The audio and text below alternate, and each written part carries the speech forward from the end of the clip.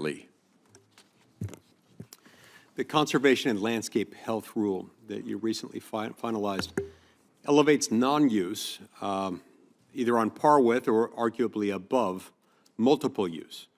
Now, according to FLPMA, BLM is required to manage for multiple use and for sustained yield, with multiple use referring to things like grazing, timber harvesting, energy, mining, and recreation. Can you cite a provision of FLPMA that allows for you to depart from that standard and to prioritize non-use instead of multiple use and sustained yield? What provision of FLPMA allows you to do that?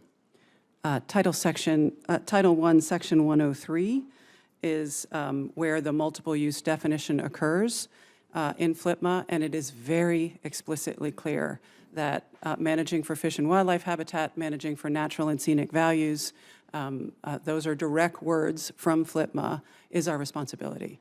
And yeah, look, I understand that, and this as part of the sort of the recreation portfolio, and you've got the ability to do that. I don't think there's anything in there though that authorizes you to do exactly what you're doing here, which really is for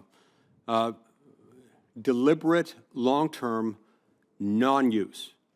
This is a frustration that I have, and it's not just me that has it. I hear every day, all the time, from constituents, from local officials, who are increasingly frustrated at the direction that BLM has taken under your lead. Now, keep in mind, the federal government owns 67% of the land in my state, and the biggest share of that is Bureau of Land Management. And so we live as subjects to the Bureau of Land Management. And increasingly, BLM under your leadership seems to have taken an approach that manages these lands like a museum.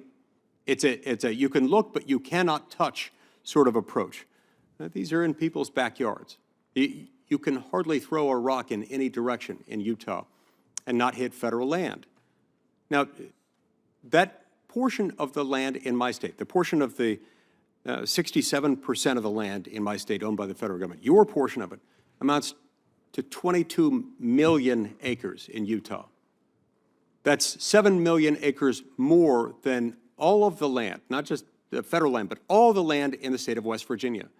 And month after month, a sweeping new policy or management plan seems to be imposed by your agency, harming Utahns who rely on the land for their livelihood, who rely on the land for all sorts of things. Now, the agency has strayed pretty far from its statutory mandate to manage this land for multiple use and sustained yield. The conservation rule is a pretty blatant example of this museum approach of you can look but you can't touch, one that's taken over the BLM. And I don't think it can be fairly reconciled with FLPMA. Now, Neda Wolf-Culver currently serves as the Director of Policy and Programs at BLM. And as you know, Ms. Culver previously worked as Senior Counsel and Director of the BLM Action Center at the Wilderness Society. While in that position, Ms. Culver was personally involved in advocacy and litigation regarding travel management planning and route closures in Utah. And in fact, Ms. Culver helped negotiate the settlement agreement a few years ago between various environmental NGOs and the Obama administration that established the process and the timelines for updating Utah travel management plans.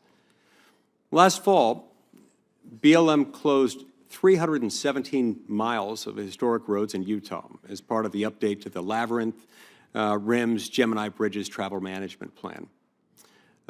Director Stone-Manning, Ms. Culver reports to you in her current role as Deputy Director. So I'd like a yes or no answer on this. Did Ms. Culver have any involvement in the decision-making for the Labyrinth RIMS plan? Principal Deputy Director Culver does report to me, and the Labyrinth Travel Management Plan decision came from the ground where it should come from. And it was a part of a legal settlement. We got sued and... No, I get that, but that's not my question. My question is whether she herself had any involvement in that. Senator, decisions like that sometimes come to headquarters for review. I don't know if that particular plan came for review or not.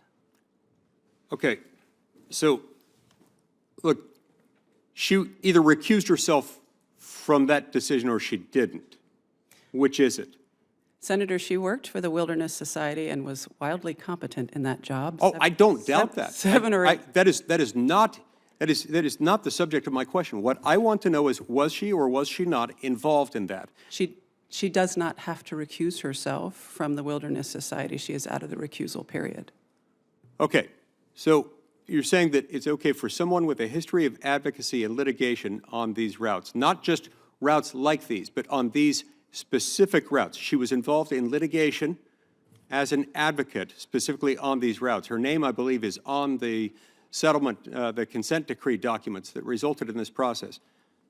You're saying that it's okay for her to do this and that she can impartially oversee the BLM's travel management planning in that area. Senator, we adhere to high ethical standards at the department, and we've done so here. All right. Senator. Can I ask one follow-up? I'll be quick. Very quickly, please. All right, look, your updated Western Solar Plan expands solar development on public lands. How are you going to ensure that the expansion doesn't disproportionately limit other critical land uses, things like recreation and wildlife conservation and grazing? Yeah, Senator, you've hit the nail on the head on what we do every day, right, is balance all of those uses. And the Western Solar Plan is going to help us guide solar development to places so that those decisions become more durable. So we've got this programmatic look at where development should go so that when we do the individual NEPA analysis, it becomes more durable. Senator Hickenlooper.